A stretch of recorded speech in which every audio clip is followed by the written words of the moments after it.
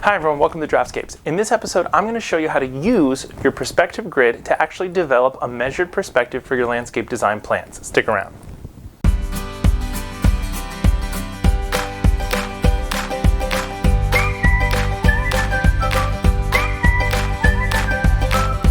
Okay everyone, so we're back with the perspective grid that we created in the perspective grid video.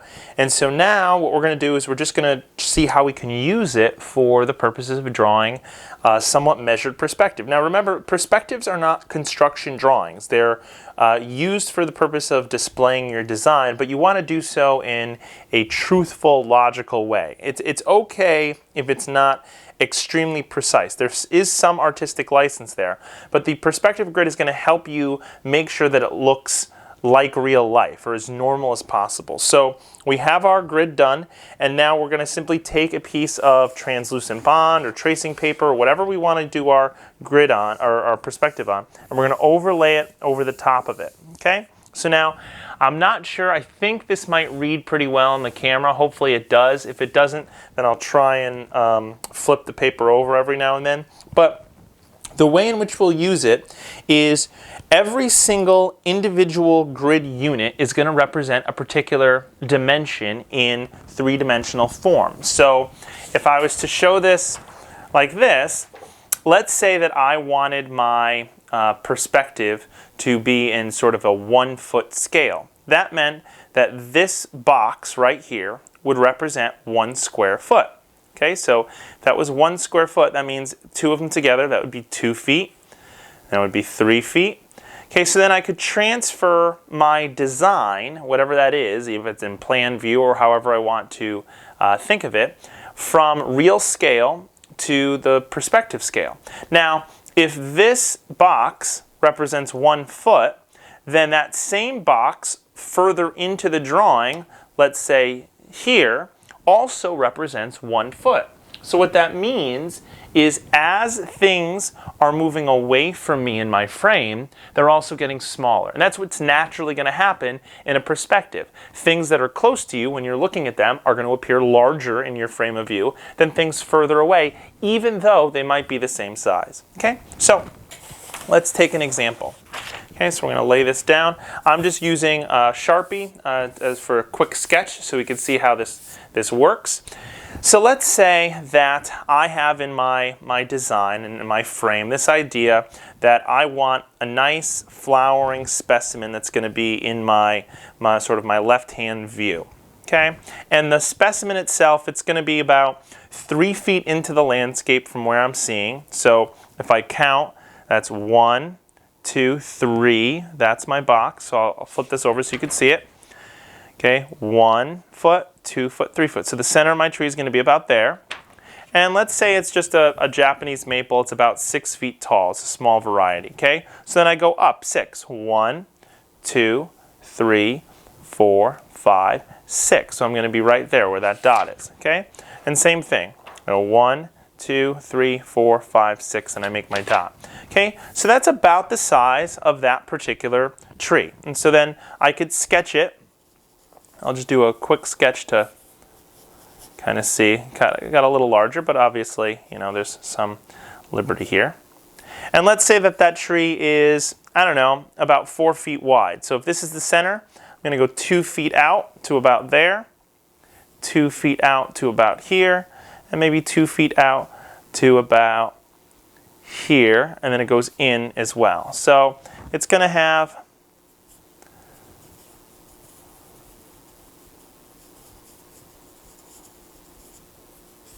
about that look to it.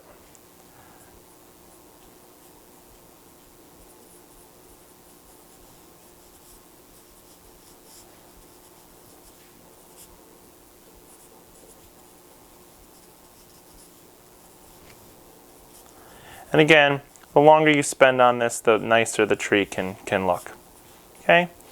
And let's say it's in a bed that's about 3 feet wide. So the bed will start here, and it'll go 1, 2, 3, so the bed will be there. And let's say the bed is about, I don't know, let's say 12 feet long. So again, it's 3 feet wide, so I started from the corner, So 1, 2, 3. And it's about, what did I say, 10 feet, 12 feet long? Oh, I think I said 12. So I'll say 12 feet long. So you go 1, 2, 3, and I'm counting back into the landscape. What I'm doing is I'm counting 1 into the landscape, 2 along the same line, 3, 4, 5, 6, 7, 8, 9, 10, 11, 12. Okay, I'm going to do that again over the top. 1, 2, 3, 4, 5, 6, 7, 8, 9, 10, 11, 12 until I get the edge of that bed. And so I'm just going to lightly do a little thing there. And the beds obviously are not completely straight, so I'm going to put a little zigzag in there. So the bed would look something like that.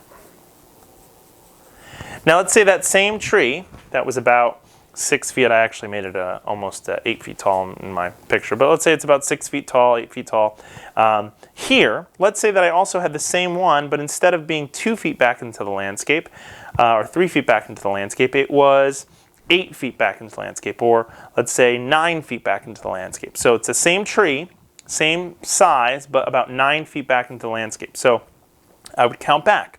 1, 2, 3, 4, 5, 6, 7, 8, 9. And it would be about there. Okay, and it would be about here. And if it's the same height, let's say it's the exact same height. So I'm going to take that line. Okay, so this tree hits about this line.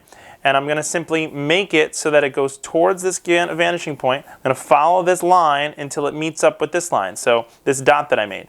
So this dot is here. I go up, and it meets this line here. Okay, so I'll show that again on the grid.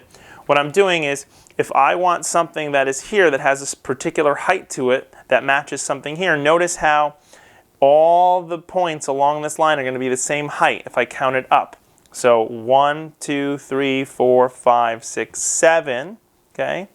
If I go to that same area into the landscape, I count 1, 2, 3, 4, 5, 6, 7. They're on the same line. So those lines tell you how tall something would be or how it would look, even though it's the same height into the landscape. So this is the height of the tree here. If I go back into the landscape and I place that same tree, same variety here, that height is going to be about there. Okay, so I'll draw the same exact kind of tree. I'll try and keep it as similar as possible.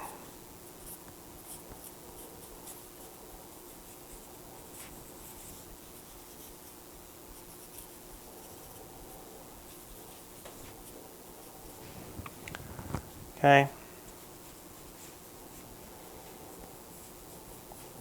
They're in that bed. So now let's say that I had a walkway, and the walkway was along this bed, and it was 4 feet wide. Well, if I start that bed here, the walkway here, I would count 1, 2, 3, 4. So it would be this width. And then let's say it went back into the landscape, in perpetuity. So it just kept on going back into the landscape until eventually it hit some other thing that I'm seeing. So let's put it back into the landscape about 15 feet. So 1, 2, 3, 4, 5, 6, 7, 8, 9, 10, 11, 12, 13, 14, 15. So about there. Okay? So that walkway would be roughly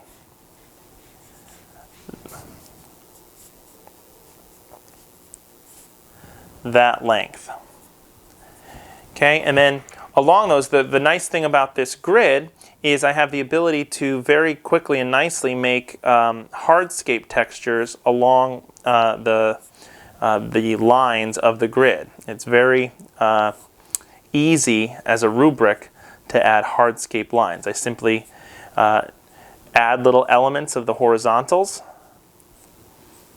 Let's say this is just some sort of unit paver.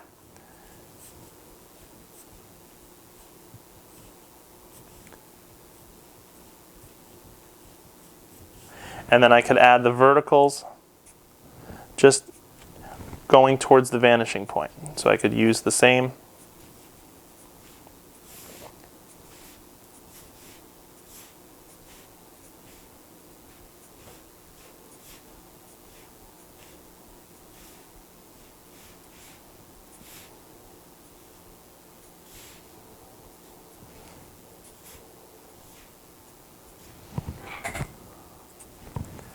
Okay.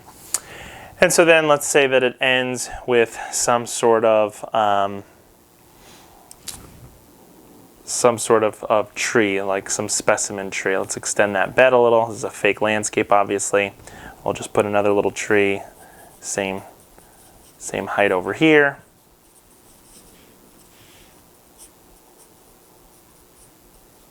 Just to fill it out.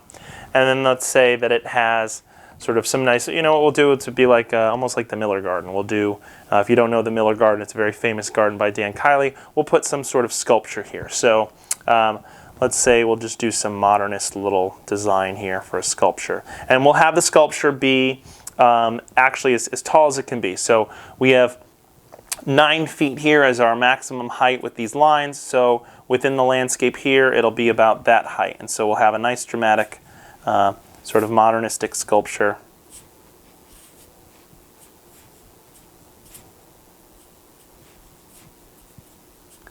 That frames that view there. And then around it we have our horizon line.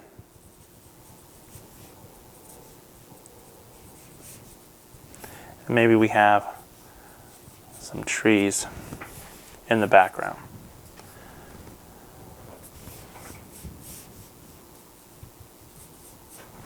Okay, and I'm going to make this sculpture nice and dark so it kind of resonates.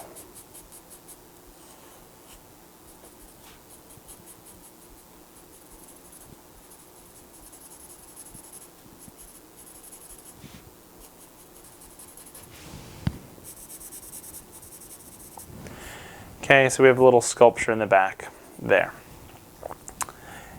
Okay, and our horizon line. Okay, so now we have, you know, the rest of the space. However your design went, that's how you would use the grid. So let's say our design for this particular landscape, if we're making it up, had another little element in the median. So let's just say it was following along this similar type of landscape, but it had some grasses or some ground covers or some herbaceous perennials. Well, again, the same thing. The bed, if the bed was 4 feet wide, which is typical standard bed size, it would have a size 1, 2, 3, 4 with these squares of about that length. Okay, so it would be symmetrical to this side, which we just saw. Now, again, if I was doing this in true perspective, I would want to draw these trees. If it was an alley of trees, I'd draw these first before I drew any of the other sculptural stuff. But since we're just working left to right, we're going to sort of make up the design as we go. So I have this bed 4 feet. You know, perhaps it's just you know, some grasses, and we'll say some grasses and some herbaceous perennials that are in the forefront.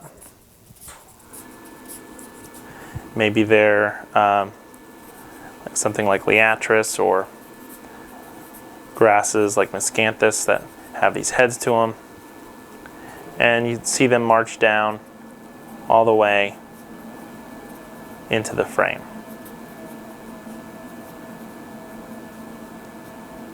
And then they could even extend back even further depending on what the design was. Maybe they round around the actual sculpture themselves.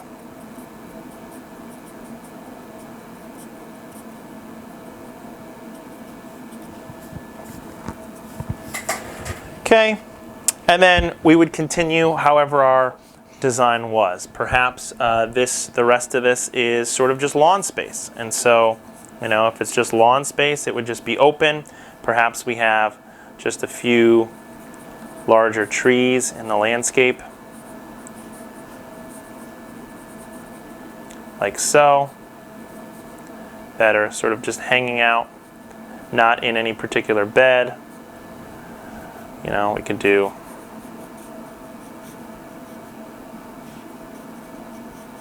a grouping of them. Don't have to be that large. And so that bed extends beyond. Okay, and we can put some boulders.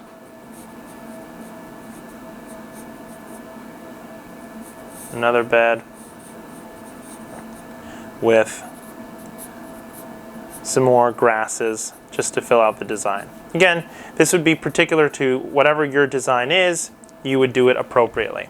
So the way that the grid works is we have the ability to frame out a design from something that's very regimented to just providing us an area with which we can sort of just estimate and guide our pen to make good decisions about where things are and the size of those things. And then because we didn't use a lot of this space, we could frame our drawing just like that. We don't have to actually go the full frame of the grid.